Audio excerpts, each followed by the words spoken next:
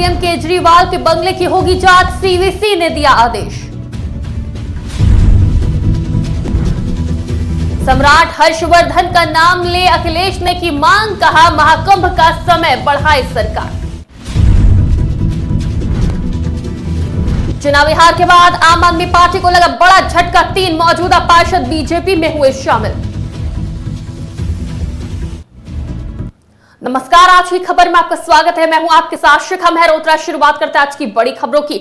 आम आदमी पार्टी के राष्ट्रीय संयोजक और दिल्ली के पूर्व मुख्यमंत्री अरविंद केजरीवाल की मुश्किलें बढ़ गई हैं। उनके बंगले की जांच होगी। सेंट्रल विजिलेंस कमीशन ने 13 फरवरी को जांच के आदेश जारी कर दिए हैं। आदेश सेंट्रल पब्लिक वर्कर्स डिपार्टमेंट की रिपोर्ट सामने आने के बाद दिया गया। बता दें, सीवीसी ने दिल्ली सीएम आवास के नवीनीकरण और लग्जरी चीजों की खरीद के लिए अरविंद केजरीवाल द्वारा कराए गए खर्च की जांच करने के आदेश दिए हैं। भाजपा विधायक विजेंद्र गुप्ता ने मुख्यमंत्री आवास पर किए गए खर्च की शिकायत की थी, जिसके बाद कार्रवाई करते हुए यह आदेश जारी किया गया है।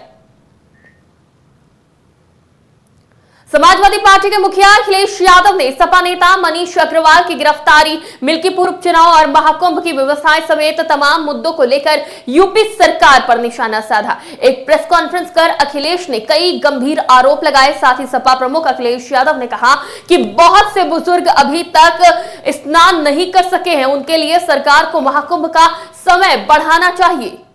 हमारा सरकार से अपील है कि बहुत सारे बुजुर्ग 65 साल से ऊपर, 70 साल से ऊपर, वो लोग स्नान नहीं कर पाए।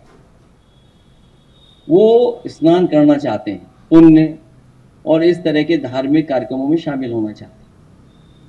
तो मेरी सरकार से यही अपील है कि एक समय पर 75 दिन का होता था ये कुंभ। सम्राट हर्षवर्धन के समय पर जो कुंभ का आयोजन होता था बहुत लंबा होता था। उस समय जहां दूर दूर से लोग, हर धर्म के लोग आकर के उस कुंभ में शामिल होते थे, स्नान करते थे और दान कर करके भी जाते थे। तो सरकार से हमारी ये मांग है कि इस कुंभ के आयोजन को, क्योंकि बहुत सारे बुजुर्ग लोग अभी स्नान नहीं कर पाए हैं, जब उन्होंने तस्वीरें देखी हैं सड़कों पर जाम की, जो भूखे प्यासे लोग नहीं पहुंच पाए, घंटों गाड़ियां चला करके भी नहीं पहुंच पाए, भगदड़ भी हुई, जाने भी गई, लोग आते समय में भी एक्सीडेंट हुआ, जाने चली गई, जाते समय में भी बड़े पैमाने पे लोगों की जान गई, जिसका आंकड़ा सरकार अभी तक नहीं दे पा रही है।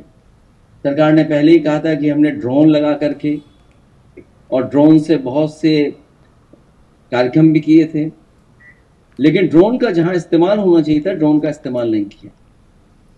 दिल्ली में विधानसभा चुनाव हारने के बाद आम आदमी पार्टी को एक और बड़ा झटका लगा है। भारतीय जनता पार्टी द्वारा दिल्ली की सत्ता हासिल करने के बाद अब एमसीडी को भी अपने कब्जे में लेने की कवायद तेज कर दी है। इसी कड़ी में आम आदमी पार्टी के 3 मौजूदा पार्षद बीजेपी में शामिल हो गए हैं। दिल्ली भाजपा अध्यक्ष वीरेंद्र सचदेवा ने तीनों पार्षदों को पार्टी की सदस्यता दिलाई। जो पार्षद बीजेपी में शामिल हुए हैं उनमें एंड्रयूजगंज से पार्षद अनीता बसोया, आरके पुरम से पार्षद धर्मवीर और चंपारना वार्ड 152 से पार्षद निखिल शामिल हैं।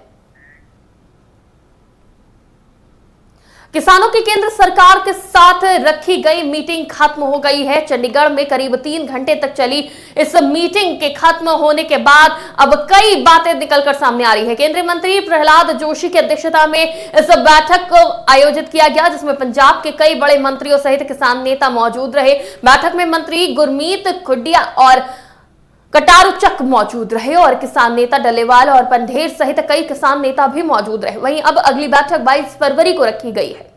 दोनों फोरम एसकेएम पॉलिटिकल और केएम को बैठक दी गई थी। वो बैठक हुई है, अभी समाप्त हुई है। पॉजिटिव वे में बैठक हुई है। सरकार ने आज ये दोबारा हमें बैठक दी है 22 तारीख की।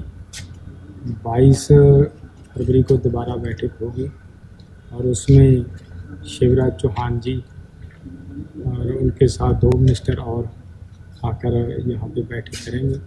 वो जो जगह है दिल्ली के अंदर भी हो सकती है, यहाँ चंडीगढ़ भी हो सकती है, कहाँ हो सकता है वो बैठकर वो आपस में चर्चा करने के बाद सरकार जगह बता देगी। और जो बैठक है वो 22 फरवरी को दोबारा दी गई है सरकार की तरफ से। दिल्ली में आम आदमी पार्टी के मंत्री रहे सत्येंद्र कुमार जैन को बड़ा झटका लगा है। केंद्रीय गृह मंत्रालय ने आम आदमी पार्टी के नेता सत्येंद्र कुमार जैन की गिरफ्तारी की मांग की है। गृह मंत्रालय ने आम आदमी पार्टी नेता के विरुद्ध अदालत में मामला चलाने के लिए राष्ट्रपति से अनुरोध किया है, जिस पर सत्येंद्र जैन से जुड़े आय से अधिक संपत्ति के मामले पर 5 मार्च को सुनवाई होगी।